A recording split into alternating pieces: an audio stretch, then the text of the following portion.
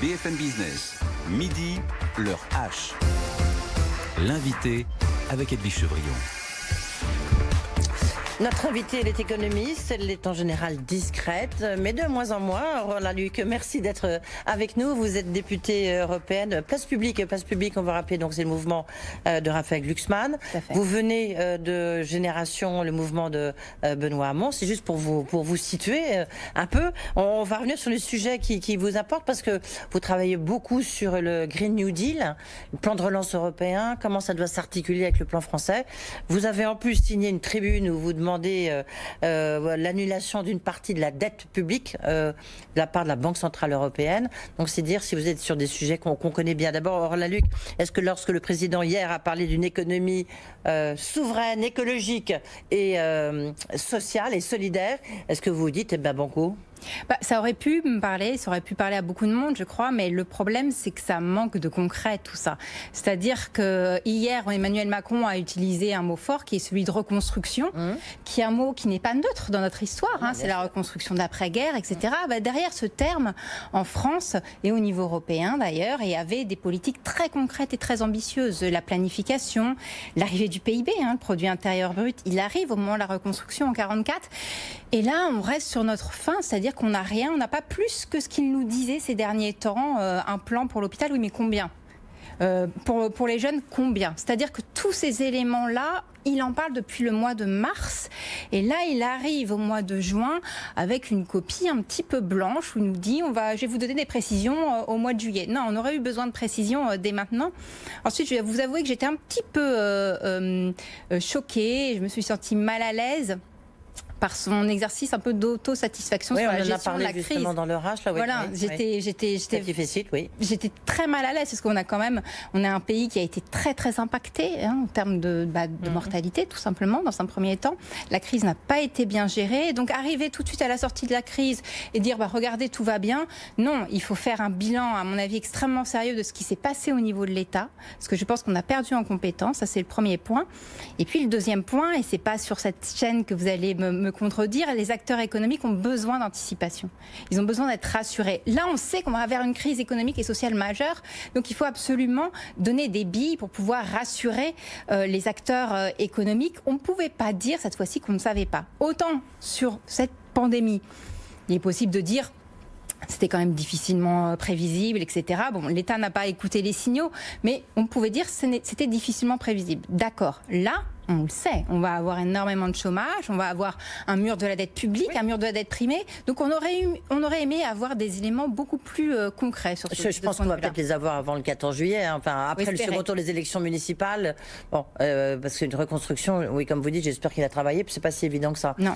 Mais en revanche, là où je vous suis pas complètement, c'est-à-dire qu'il a quand même justement en disant, allez, ça y est, maintenant on déconfine, ça va, faut passer à la page d'après, qui est la priorité de l'activité économique. Donc il dit aux chefs d'entreprise, allez-y, maintenant c'est bon. Donc là, au contraire, il essaye de susciter cette confiance qui est si importante en économie. Tout à fait, mais on a besoin en économie de faits. Il ne suffit pas de dire allez-y. Il faut que les carnets de commandes soient pleins. C'est ça qui guide l'économie aujourd'hui. Pour que les carnets de commandes soient pleins, dans une crise majeure, on est dans une crise qui est bien pire que celle de 29, bien pire que celle de 2009. Tous les pays sont impactés. 2009, on perd au niveau mondial 0,1% de PIB. Là, on est entre 6 et 7,5%. On ne va pas pouvoir compter sur le commerce international pour pouvoir se relancer. Ça veut dire que l'État doit jouer à plein de la commande publique. C'est l'acteur en dernier ressort qui est là quand il y a un souci pour pouvoir relancer l'économie et si possible vers la transition écologique. C'est un point très important, vous venez de dire, Roland Luc, et j'en parlais avec Laurence Boone, qui est donc la chef économiste de l'OCDE. La question, je lui disais, mais la reprise, elle viendra d'où? Parce que d'habitude, la reprise, elle est venue soit des États-Unis, soit de la Chine. Mais là, elle ne va pas venir de la Chine ni des États-Unis. Et donc, c'est vrai qu'il faut que ça soit notamment, c'est l'Europe, par la France elle-même, qui génère cette reprise. Et c'est un peu la première fois qu'on se trouve dans ce cas de figure. Totalement. On est vraiment dans un moment assez inédit, parce que comme vous l'avez parfaitement résumé, là, tout le monde est impacté et personne ne va pouvoir tirer finalement vers le haut un pays ou l'autre. Donc, il va falloir trouver des mesures totalement nouvelles. Et c'est pour ça que je pense qu'il va falloir faire montre de pragmatisme. Ces dernières années, vous savez, il y avait énormément de tabous en économie. L'inflation, c'était mal. La dette publique, c'était mal. sociale, etc., etc. Et il va falloir casser tous ces tabous. On est en train de le faire. L'OCDE a commencé à le faire. Le FMI a commencé à le faire. La BCE aussi, en disant il nous faudra de l'inflation, par exemple. Ça, c'est nouveau. On n'entendait jamais ça au niveau européen. Hein. Entendre Christine Lagarde dire j'espère qu'on va avoir de l'inflation. Waouh, c'est déjà quelque chose. Elle n'a pas dit ça complètement comme ça. Elle l'a dit sur une matinale à un moment, une petite phrase à dire j'espère qu'on aura même de l'inflation. Donc il va falloir faire montre. Et après, on lui a tapé sur les doigts. Oui, il va falloir refaire de la macroéconomie, en fait, pour de vrai. C'est-à-dire que ces dernières années, on a fait de la politique très politicienne, en fait, à travers, en brouillant les pistes, à travers beaucoup de technicité qui faisait que les citoyens n'avaient pas pris sur les décisions qui étaient faites. Aujourd'hui, on a besoin de refaire de la macroéconomie et d'être vraiment très pragmatique dans les solutions à apporter. Et les seuls qui vont être en capacité de gérer cette crise, ce sont les institutions publiques, au niveau national et au niveau supranational. On pense évidemment à l'Europe. Et justement, vous qui êtes économiste de formation, enfin qui êtes économiste, Aurore Lalucq, si votre mandat de député européen vous laisse un petit peu de temps, qu'est-ce que vous pensez de ces comités économiques qui se sont créés autour de Bruno Le Maire à Bercy, autour donc avec Olivier Blanchard, autour du président de la République? Est-ce que c'est utile, ça sert à quelque chose? La difficulté, c'est que je trouve que le comité tel qu'il est constitué est sur une ligne très idéologique. Et ce ne sont pas, c'est-à-dire que Jean Tirole, on ne peut pas dire que ce soit quelqu'un, par exemple, qui ait prévu une quelconque crise. Tout simplement. Oui, c'est un peu le problème des économistes. J'allais vous renvoyer la balle. Je serais tentée de... Alors, on est vraiment une profession beaucoup trop surcotée, à mon avis. Ça, c'est clair. Il faut faire comme Keynes disait, les politiques doivent être au volant et les économistes sur la banquette arrière. Il faut remettre les économistes à leur place et dire que ce sont des techniciens. J'ai l'impression qu'il y a l'échelle d'entreprise au volant, non, peut-être? Non, la politique. Oui, d'accord. La politique. On est quand même en démocratie, donc c'est important que les élus soient aux commandes et les économistes sur la banquette arrière et face de la technique. Là, je suis pas très rassurée par la composition de ce comité, qui est un comité composé majoritairement de personnes qui n'ont jamais prévu une seule crise et qui n'ont jamais été même en capacité de proposer une quelconque solution pour pouvoir trouver des solutions aux crises. Il y a des économistes qui avaient prévu la crise de 2008, de 2009. Certains ont été en capacité de prévoir ce qui allait se passer aujourd'hui. C'est eux qu'il faudrait utiliser, à mon avis. Stiglitz, vous faites penser, voilà. Oh, je pense à Stiglitz, je pense aussi à des moins connus. Je pense au CEPR de Washington, par exemple, à Dean Baker, qui avait prévu dans les moindres détails l'arrivée de la crise économique. Et il l'a pas prévu en termes grand soir. Il a été en capacité de décrypter absolument tous les mécanismes. C'est ce type de personnes qui nous faudrait aujourd'hui, c'est-à-dire des gens plus techniciens qu'idéologues.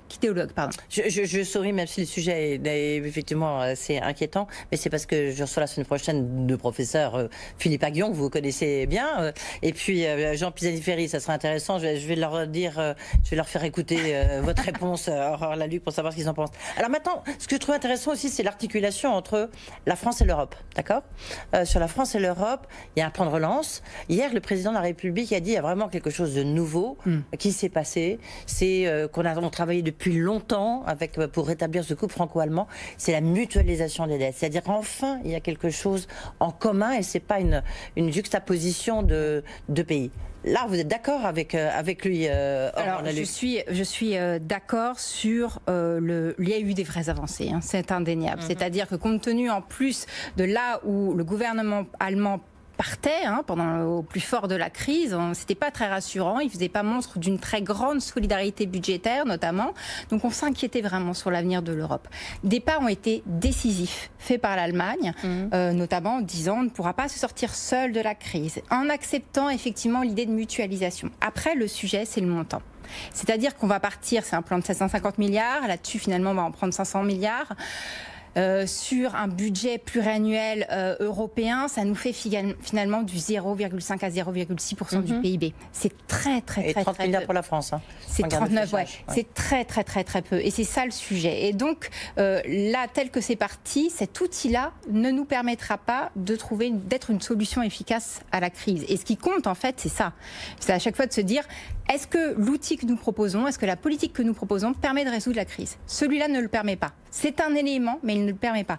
Et c'est pour ça que nous, avec plusieurs économistes, nous prenons l'annulation d'une partie des dettes publiques détenues par la Banque centrale européenne. Nous proposons aussi une monétisation de la dette pour pouvoir libérer un maximum la contrainte budgétaire sur les États pour qu'ils puissent justement investir et relancer l'économie. Alors vous dites que c'est une tribune que vous signez dans Le Monde avec différents économistes, que la Banque centrale européenne, elle devrait dès maintenant annuler une partie de ses dettes publiques, je vous cite, qu'elle détient. Donc ces dettes publiques, attention, rachetées depuis 2015 uniquement par la Banque centrale européenne. Donc c'est 2320 milliards d'euros. Mais c'est pas celle qui est détenue par les banques, c'est uniquement celle qui est détenue par les États. Comment est-ce que vous faites? Parce qu'aujourd'hui, on est tous un peu en train de se dire un tour de passe-passe, finalement la dette publique, elle va disparaître. Vous êtes jeune, c'est peut-être vous qui allez porter cette dette publique. Mais en fait, le problème de la dette publique, c'est que c'est une dette qui ne se porte pas sur les générations à venir finalement, mais ça a souvent des conséquences sociales et économiques sur le présent, sur les générations qui sont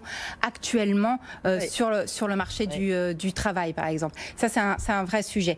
Il faut absolument annuler une partie de ces dettes, déjà parce que la Banque centrale européenne le peut. C'est de la monnaie centrale. On est sur Mais ça veut dire quand il y a un moment, cette dette, ces milliards, ils sont bien quelque part. C'est pas uniquement un exercice d'écriture. Eh bien si.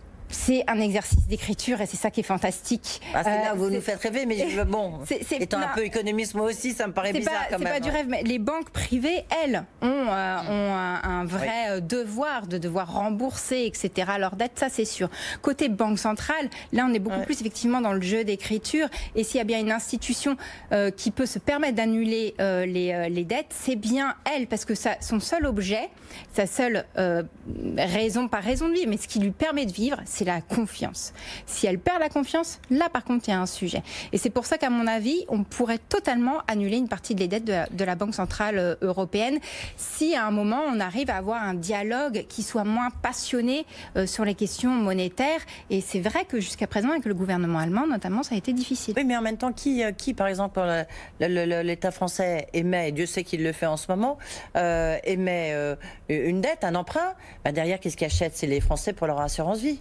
Donc, quoi, vous dites aux Français, vous faites une croix dessus? Qu'est-ce que vous voyez que...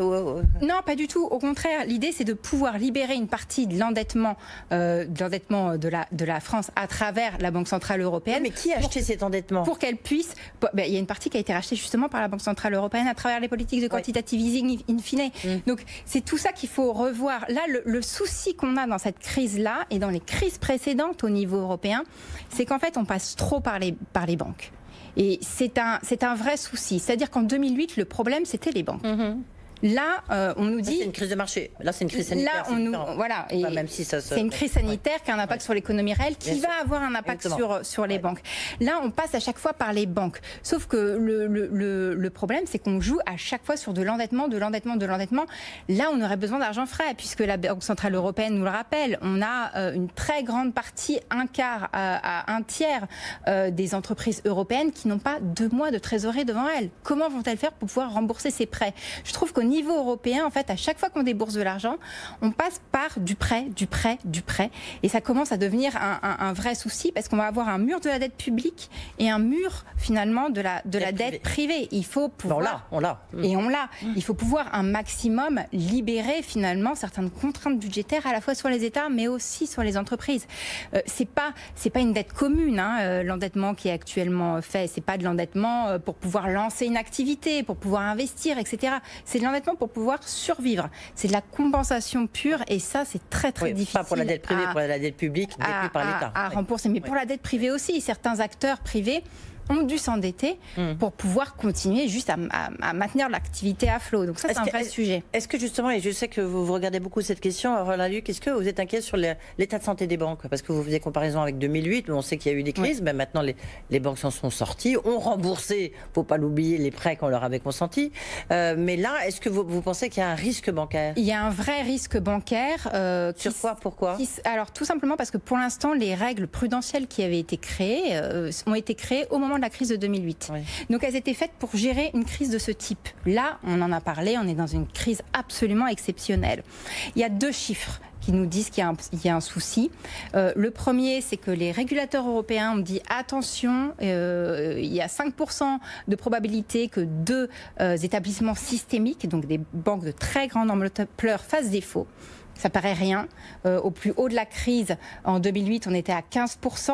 Le problème, c'est que ce pourcentage monte très très vite là, en ce moment. Ça, c'est le premier chiffre. Le deuxième chiffre, c'est que si 21% des emprunts ne sont pas remboursés, alors les banques n'ont plus de fonds propres. Et ça, c'est un vrai... Quels emprunts, je veux dire, quels emprunts? Les emprunts que les ménages, les entreprises, etc. ont pu faire. S'il y a en fait une augmentation des prêts non performants, c'est-à-dire que si les gens ne sont plus en capacité de rembourser leurs prêts, alors leur coussin d'épargne en cas de problème, finalement, pour résumer un petit peu la situation, que les fonds propres que les banques ont pour pouvoir gérer les crises risquent de disparaître. Et ça, c'est un vrai sujet. C'est-à-dire que là, c'est pas les banques finalement qui vont être qui vont créer la crise, mais on risque d'avoir une contamination de l'économie réelle vers le système bancaire. Et c'est pour ça que je pense qu'il faut trouver des solutions pour que la Banque Centrale Européenne puisse notamment alimenter directement les États plutôt que de passer par les banques. Il va falloir les protéger en fait à un maximum. Je reviens sur ce Green New Deal parce qu'il est insuffisant, vous nous avez dit, et puis après on est parti effectivement sur la question de l'annulation ou pas de la dette par la Banque Centrale Européenne. Sur ce Green New Deal, est-ce que quand même, vous pensez que on va vers une économie qui sera beaucoup plus écologique, justement, qui sera beaucoup plus verte. Là, il y a une vraie volonté au niveau français et au niveau aussi européen. Pour l'instant, on a une volonté dans les mots. Ça, c'est sûr. Oui. C'est quelque chose d'important. Je ne le nie pas. Voilà, je ne nie pas qu'il y a un vrai changement de logiciel intellectuel au niveau de la Commission européenne, etc. Ça, c'est sûr. C'est ancré maintenant la nécessité d'avoir une transition écologique. Maintenant, la vraie difficulté, ça va être le montant. Et à chaque fois, c'est là que ça pêche. Au niveau européen, la Cour des comptes européenne nous dit qu'il faudrait 1115 milliards par an. Le Green Deal européen, c'est 1000 milliards sur 10 ans. Donc il y a un vrai souci quantitatif. Et c'est dommage parce que même pour l'économie, enfin surtout pour l'économie et pour l'emploi, ce seraient des plans qui seraient essentiels de mettre en œuvre aujourd'hui parce qu'on sait que tous les gisements d'emploi aujourd'hui sont dans la transition sociale et écologique. Oui, et numérique aussi. Oui. Dans les renouvelables, dans le plan d'isolation des bâtiments. Il en a parlé hier, Emmanuel Macron. Absolument. Là aussi, on attend des chiffres. On a 97% du bâti européen à refaire, public et privé. Donc le chantier est énorme. Et là, par exemple, typiquement, en termes de relance, on aurait quelque chose qui ferait parfaitement sens d'un point de vue de la transition écologique, de l'emploi et de l'économie. Mais enfin, il y a quand même quelque chose. Enfin, il y a une prise de conscience en tous les cas. Il y a une vraie prise de conscience, c'est sûr. Après, la difficulté dans laquelle on se trouve aujourd'hui, c'est que cette prise de conscience est un peu rognée quand même. En cas de crise, on a toujours tendance à revenir sur ce qu'on savait faire avant. Et on a bien vu là au niveau européen, j'étais assez bien positionnée pour le voir, que les premiers réflexes sont venus notamment de certains pays de l'Est en demandant de revoir les ambitions d'un point de vue environnemental. Les Polonais dont l'économie repose sur le charbon, même les Allemands. Oui. On a vu, oui, c'est vrai que c'est venu beaucoup des Polonais et des Hongrois. On a vu aussi beaucoup de lobbies. Ça c'est vrai, demander rogner finalement sur certaines directives européennes, notamment dans le domaine du plastique, etc. Bref, immédiatement en fait, la question environnementale a été prise de front, alors que c'est vraiment la solution à la crise économique et sociale que nous avons. Aurore Lalucq, puisque vous venez de Génération, le mouvement de Benoît Hamon, le revenu universel, c'est quelque chose auquel vous continuez à croire?